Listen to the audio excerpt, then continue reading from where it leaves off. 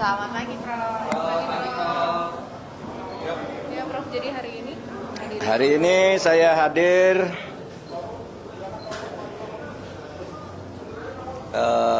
sahabat-sahabat saya pengukuhan guru besar karena saya ini akademisi, jadi saya diundang. Tapi izinkan saya sekarang bicara 3 hal terkait pemilu. 4 hari terakhir saya istirahat sehingga banyak sekali wartawan kontak bagaimana saya dan mau apa. Saudara, ini saya mau apa?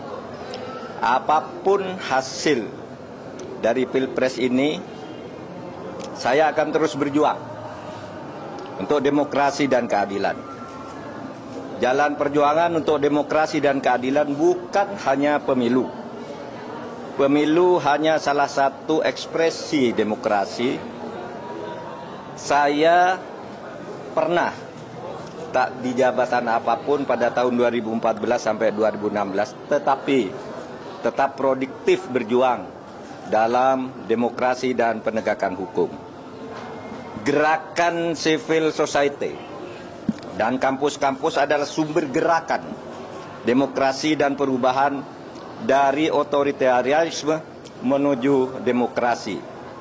Sejarah mengajarkan bahwa jika demokrasi disumbat, maka demokrasi akan selalu membuka jalan sendiri. Ini sejarah kita maupun sejarah dunia. Yang kedua, saya bicara tentang 2 hoax, yaitu tentang pemilu curang. Saya memang pernah mengatakan bahwa setiap pemilu, pihak yang kalah selalu menuduh yang menang itu curang. Saya katakan itu pada beberapa kesempatan, yaitu saat KPU periode Hasyim Asyari dibentuk. Datang ke tempat saya diberitahu bahwa awas, nanti ada gugatan bahwa pemilu ini curang.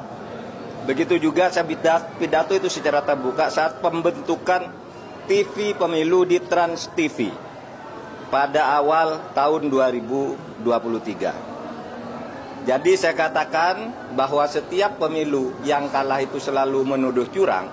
Itu sudah saya katakan di awal 2023. Tepatnya sebelum tahapan pemilu dimulai. Tapi jangan diartikan bahwa penggugat selalu kalah.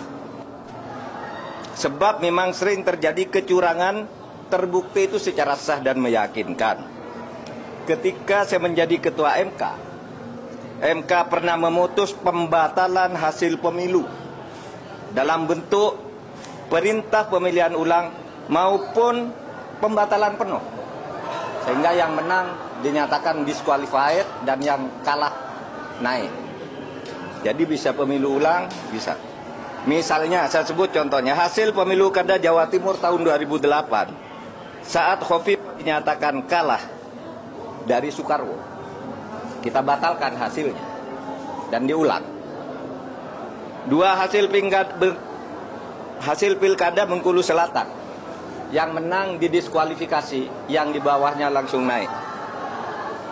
3 hasil pilkada Kota Waringin Barat, sama dengan Bengkulu Selatan, dan banyak lagi kasus di mana ada pemilihan ulang, terpisah, daerah tertentu, desa tertentu, dan sebagainya.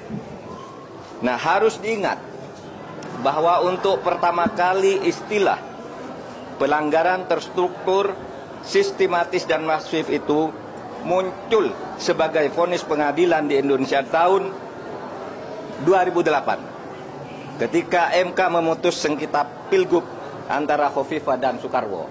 Saya waktu itu hakimnya. Dan setelah menjadi dasar, vonis-vonis lain untuk selanjutnya masuk secara resmi di dalam hukum pemilu kita. Jadi ini sudah menjadi jurisprudensi dan juga menjadi aturan di undang-undang, di peraturan KPU, di peraturan Bawaslu, itu ada. Gitu. Pelanggaran terstruktur, sistematis, dan masif itu. Jadi ini bukan hanya jurisprudensi sekali lagi, tetapi juga termasuk di dalam peraturan perundang-undangan. Dan buktinya banyak, pemilu itu dibatalkan, didiskualifikasi, ya. Saya nangani ratusan kasus tentang ini, banyak. Ada yang diulang beberapa ini, ada yang dihitung ulang dan sebagainya. Tergantung hakimnya punya bukti atau tidak, atau kalau sudah punya bukti, menerima bukti apa berani apa tidak. Berikutnya, hoax lagi tentang hubungan saya dan Ganjar.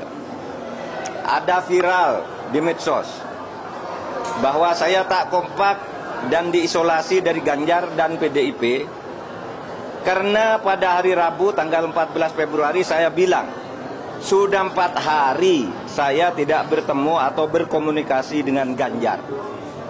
Padahal waktu itu ketika ditanya oleh wartawan Rabu pagi itu, kapan Pak terakhir ketemu Pak Ganjar? Saya bilang sudah 4 hari saya tidak berkomunikasi, tidak kontak. Kenapa? Karena sejak kampanye terakhir tanggal 10 Februari di Solo dan di Semarang, saya langsung umroh. Jadi ya tidak berkomunikasi dong, bukan karena berpisah, karena tidak kompak dan sebagainya. Dan tanggal 13 baru pulang dan langsung ke Jogja. Kapan ketemunya? Untuk mencoblos.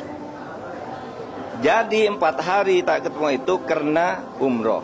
Sebelum dan sesudah umroh sampai sekarang, saya selalu berkomunikasi, bertemu maupun teleponan dengan Mas Ganjar. Itu yang terjadi. Itu saja dari saya, tidak ada pertanyaan.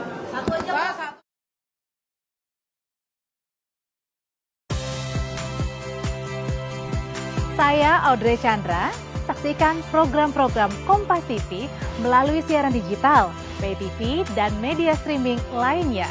Kompas TV, independen, terpercaya.